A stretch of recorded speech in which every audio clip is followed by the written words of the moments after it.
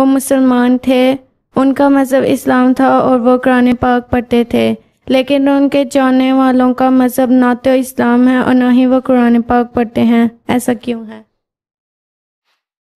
وہ ہندو سے مسلمان ہوئے تھے، ہندو تھے پہلے، ہندو سے مسلمان ہوئے تھے. ٹھیک ہے، بابا نانک یہی ہم سمجھتے ہیں نا، مسلمان نے یہی ثابت کیا ہے نا. اسی لیے وہ ایک کنٹروورشل ایشو بن چکے تھے.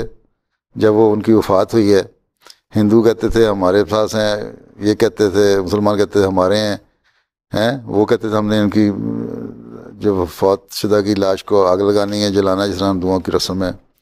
مسلمان کہتے تھے کہ ہم نے دفن کرنا ہے.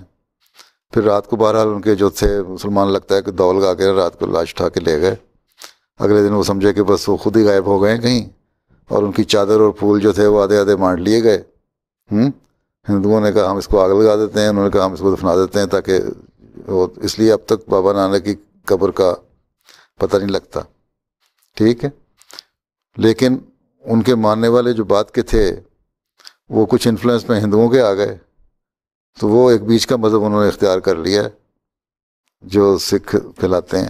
ٹھیک ہے، تو جس طرح باقی مذہب لوگ بگڑ گئے ہیں نا، بزرگوں کے ماننے والے، یہ نبیوں کے ماننے والے، یہ نبی تو نہیں تھے لیکن ایک ولی اللہ تھے، اور ان کو